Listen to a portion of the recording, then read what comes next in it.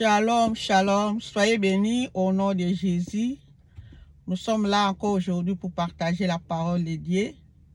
Nous allons lire dans Jean, chapitre 8, verset 29. Celui qui m'a envoyé est avec moi.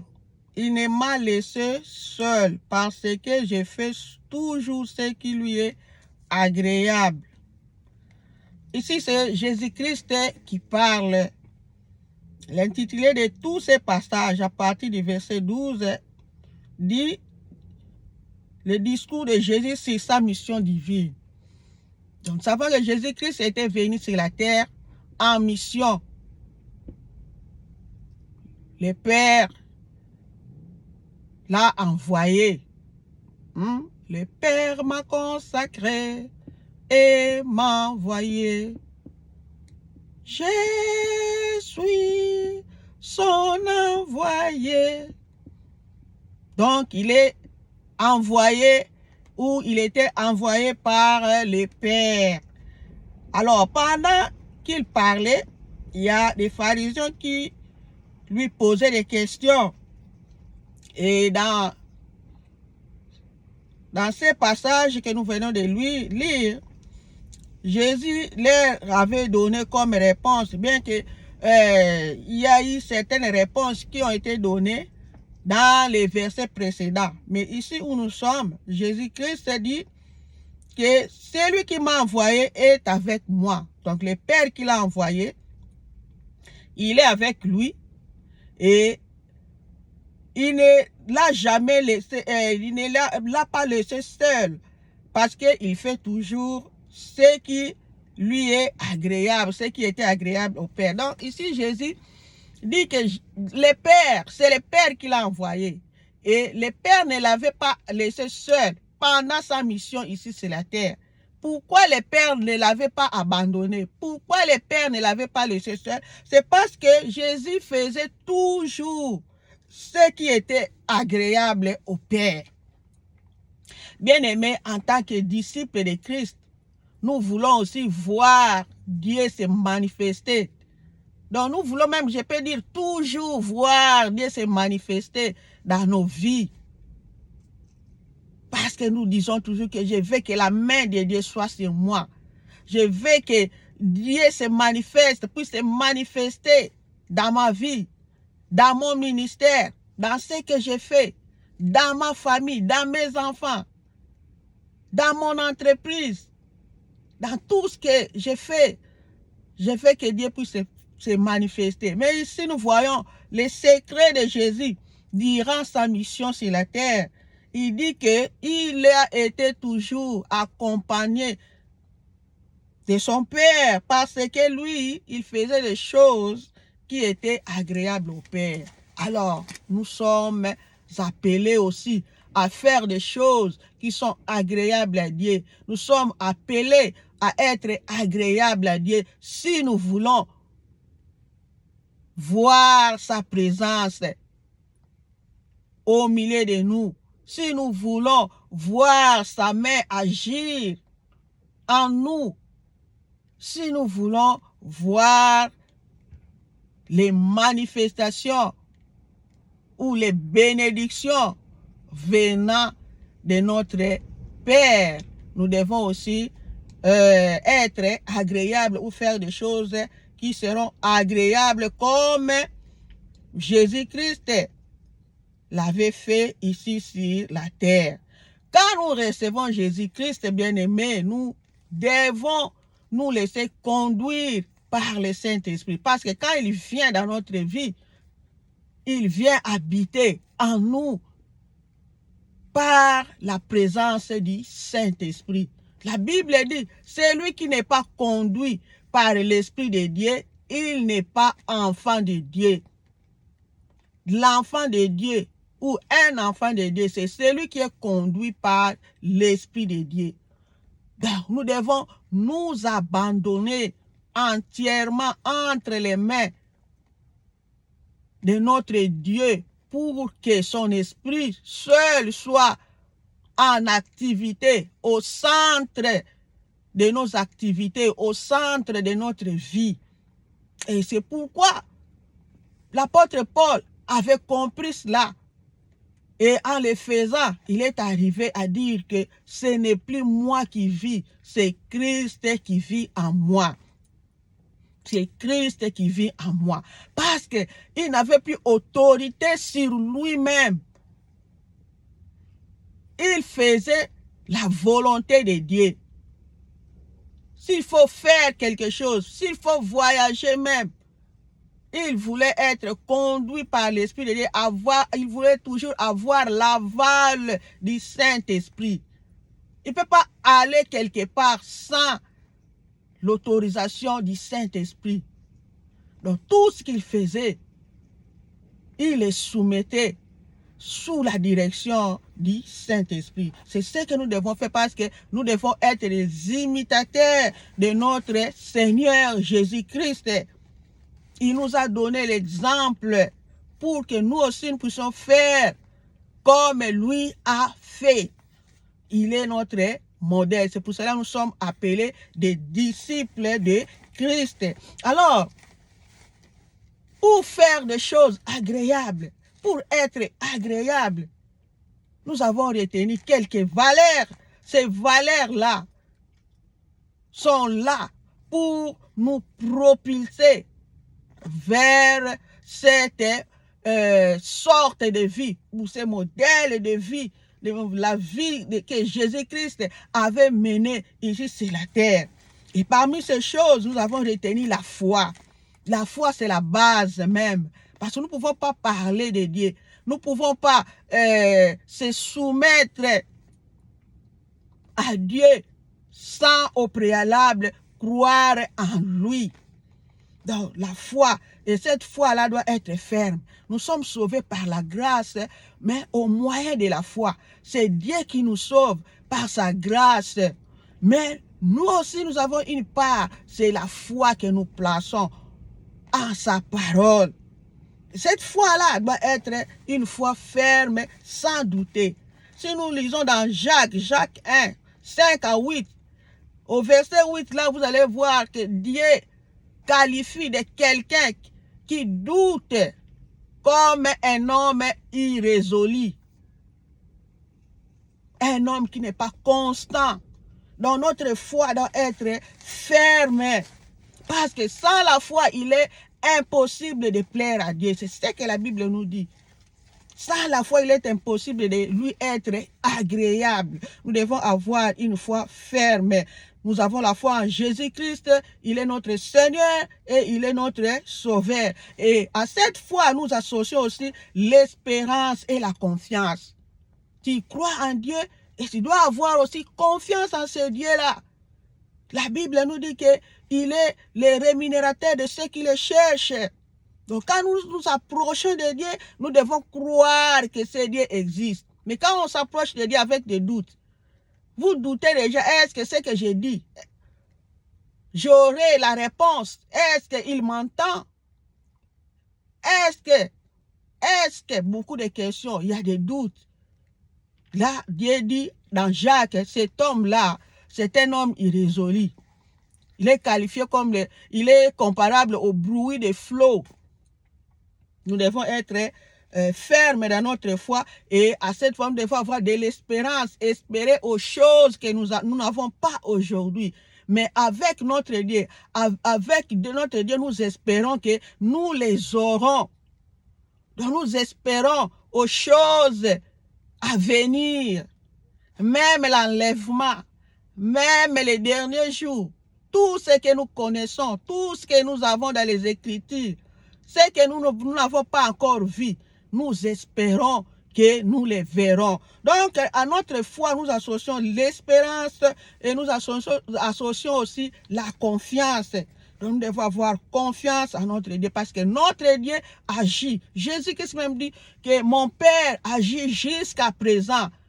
Moi aussi, j'agis. Donc, s'il a agi les temps passés, s'il a agi au temps de Moïse, s'il a agi au temps d'Élie et les autres prophètes, donc ce Dieu-là, il est le même hier, aujourd'hui et éternellement, il est aussi capable d'agir. Donc, nous devons avoir la foi, à la fois nous avons annexer l'espérance, la confiance, cette foi doit être ferme. Nous avons aussi retenu la justice et la crainte de Dieu.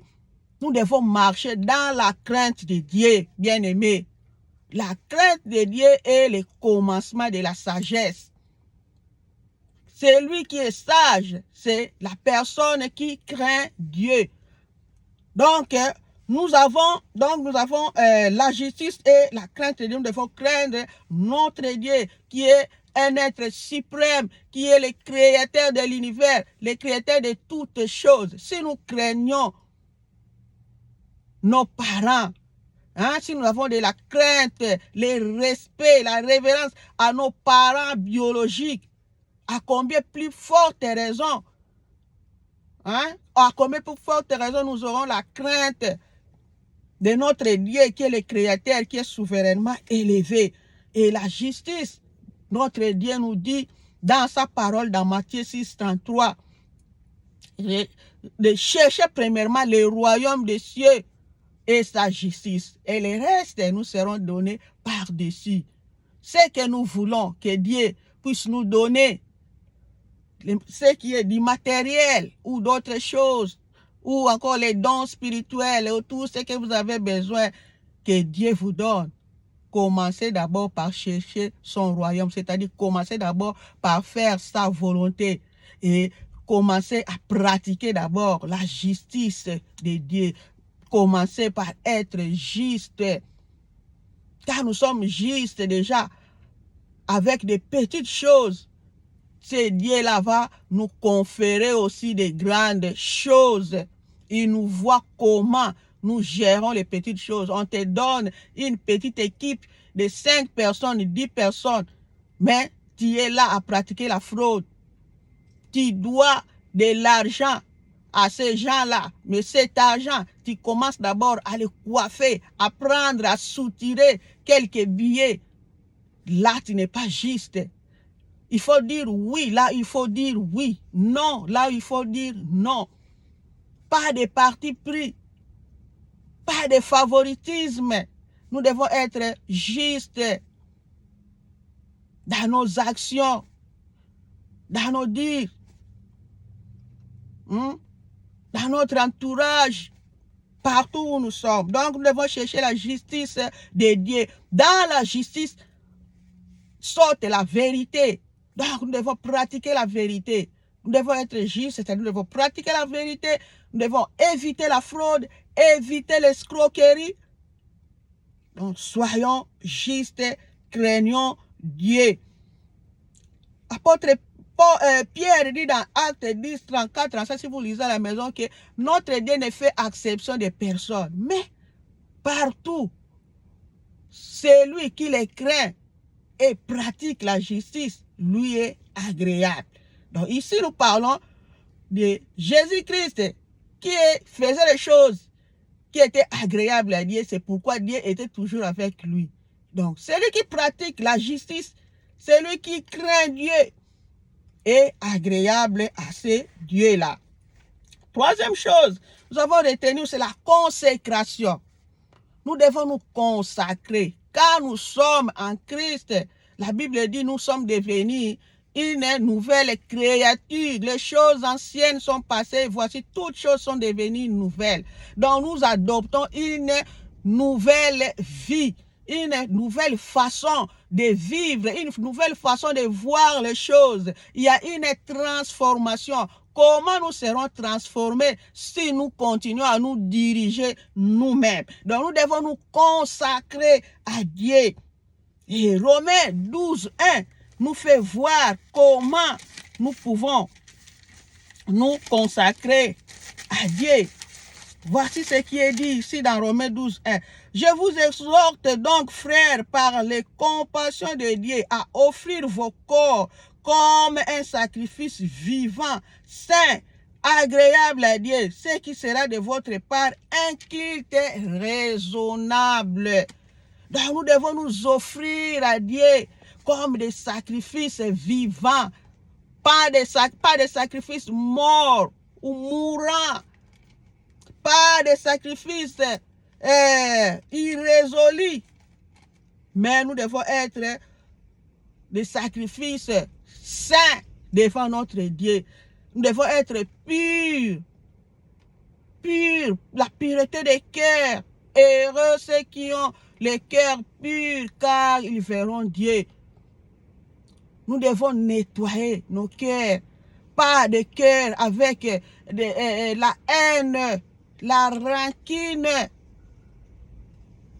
Pas un cœur qui repousse ses frères, ses sœurs. La Bible même nous dit, aimons-nous les uns les autres comme Dieu nous a aimés. Donc la pureté des cœurs, nous devons être vivants, c'est-à-dire sacrifice vivant avec les œuvres de l'Esprit. Nous devons manifester les œuvres de l'Esprit. Nous n'allons plus vivre selon la chair. Nous allons manifester la paix, l'amour entre nous, l'amour envers les autres. Ce que toi tu ne veux pas qu'on te fasse, tu ne peux pas aussi le faire aux autres personnes. Donc nous devons avoir l'amour du prochain. Et nous ajoutons aussi à la consécration, la sanctification. Vivre non plus dans les péchés comme avant, mais nous devons offrir nos corps comme des parfums de bonne odeur. C'est pourquoi nous devons confesser nos péchés. Les péchés ne sont plus souhaitables. Les péchés deviennent comme des accidents. Quand tu trébuches, il faut confesser les péchés. Si tu confesses tes péchés, lui, il est juste, notre Dieu est fidèle pour pardonner et purifier de toute iniquité. Donc, sans la sanctification, personne ne verra Dieu. Donc, nous devons mener une vie de sanctification, une vie qui s'éloigne des péchés. Nous avons aussi l'obéissance et l'humilité. L'humilité précède la gloire, bien-aimés. La Bible nous dit de nous humilier sous la main puissante de Dieu afin d'être élevés au moment convenable. Ne soyez pas pressés. Humilie-toi devant Dieu. Lui-même va t'élever quand le moment sera là. Quand le moment sera là. Comme notre exemple, notre guide, notre maître Jésus s'est humilié. Il a abandonné son trône et il est venu sur la terre pour mourir. Et de quelle mort? La mort sur la croix. Et cette humiliation, cette humilité, pardon, il s'est humilié. Oui, on l'a humilié, mais cette humilité, ce qu'il a manifesté, lui a donné un nom qui est supérieur par rapport aux autres noms que nous pouvons connaître. Donc, il y a l'humilité, il y a aussi l'obéissance. Nous devons obéir à ces dieux-là. Nous devons obéir à sa parole. C'est pourquoi vous allez remarquer plusieurs fois Jésus-Christ a répété le mot demeurer, demeurer. Donc nous devons demeurer dans la parole. C'est-à-dire nous devons obéir, observer, garder la parole, obéir à cette parole-là. Nous devons être des fidèles. Nous devons être fidèles, fidèles à la parole de Dieu, obéissants à la parole de Dieu comme notre Maître Jésus-Christ a obéi jusqu'à la croix. L'obéissance l'a mené jusqu'à la croix et il est ressuscité le troisième jour pour s'asseoir à la gloire de notre Père. Alors pour cela, nous avons des activateurs. Nous avons la prière et la méditation de la parole. Ce sont ces deux valeurs-là que j'appelle des activateurs de toutes les valeurs que nous venons de citer ici. Donc, dans la prière, nous allons arriver à vivre selon l'esprit et non plus selon la chair. Nous allons arriver à nous appréhender de toutes ces valeurs que nous avons citées pour être agréables à Dieu. Et la méditation de la parole de Dieu va aussi nous instruire, va nous donner des instructions comment vivre pour la gloire de Dieu. Soyez bénis.